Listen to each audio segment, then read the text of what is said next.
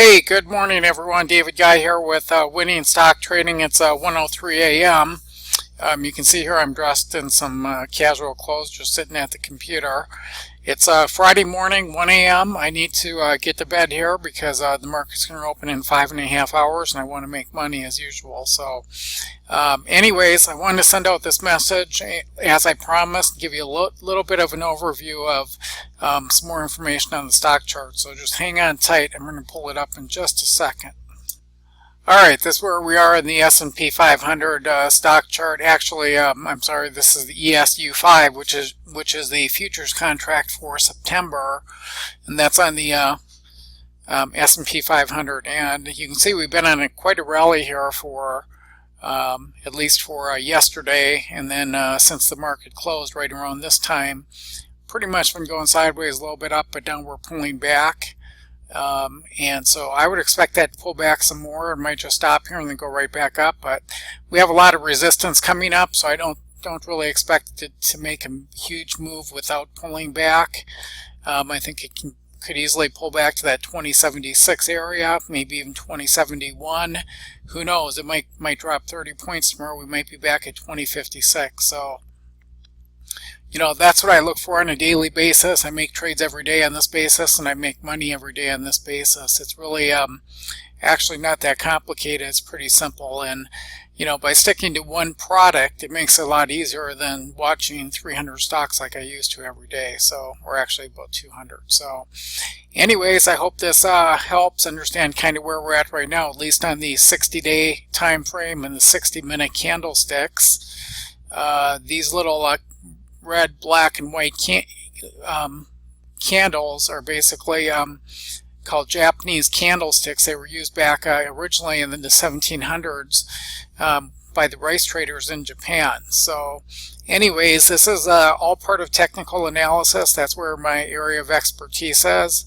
Also, I look at the fundamentals and the macroeconomic picture, you know, along with geopolitical events and things of that nature too, to you know, I guess to come to a conclusion on what the weight of the evidence is showing for the future. So that's a little bit about that. Since we're on this, we'll go to the 3-month chart.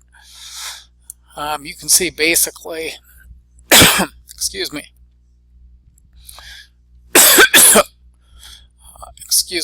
we're going to just go ahead and just go right to the S&P 500 index chart and take a look at that, because I have some nice drawings on there, and I think it's will give you a good picture kind of what's going on right now.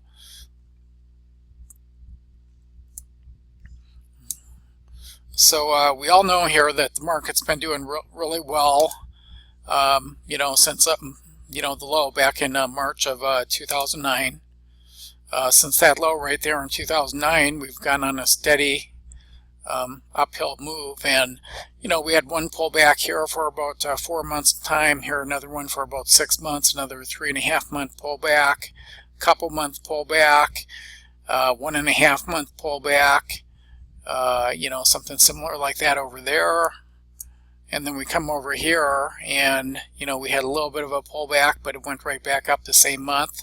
Each of these candlesticks is a monthly candle. And then basically for the last 6 months, we're in a sideways trend. This is what we have happening. Let me make this a little more clear here.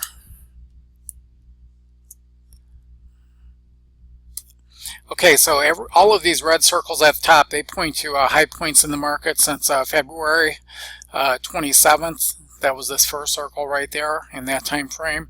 And the green circles point to, you know, the pullback lows.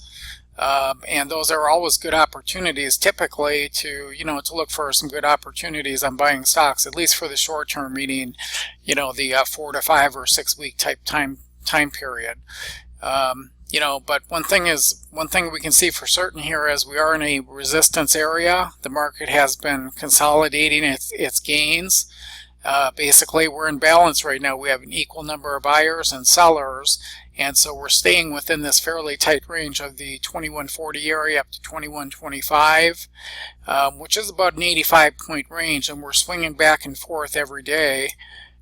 Today's range was, from the high to the low, was 37 37 points. Yesterday was 26 points, 24 points, 14 points, 27 points. So on days like this, you can just make a ton of money on the futures contract. And so I don't trade the SPX, I trade the futures contract instead. But a person could trade the ETFs, or they could trade the SPX index options. Either way, all of these provide great leverage. And a lot of people think that options and futures are risky, and they are if you don't know what you're doing. But if you do know what you're doing, you can use them for the leverage and actually put less capital out of pocket than what you would if you were to buy shares of the stock or the ETF, the exchange traded fund, which is a mutual fund, but unlike the open-end mutual funds, it's a closed-end fund. And that means that, quite simply, it trades like a stock. So you can buy and sell it throughout the trading day. And so there's a little bit of lesson here. I hope this helps. Within 2 weeks now, we'll be launching our second product. And that product will be a webinar service where those who want to sit in with me between 6 a.m. and 8:30ish a.m. and then again for the last hour and 15 minutes of the trading day will be able to do so for a monthly subscription fee. So you'll be able to see exactly what it is I'm doing on each trade, and you'll also be able to ask questions, and I'll be happy to answer each and every one of those. So anyways, I hope everybody has a great Friday leading up to this beautiful weekend we're going to have. And stay tuned. The company will be launched by 5 p.m. on Friday afternoon. And then I'm taking a break for a little bit. But, a break to me doesn't mean I don't work. It just means I cut my hours from 18 hours a day down to about 3-4 hours a day. So, just enough time to do some trading and also to communicate with my clients. So I hope you enjoyed this video. Look forward to more. Thanks. Thank you so much. Bye now.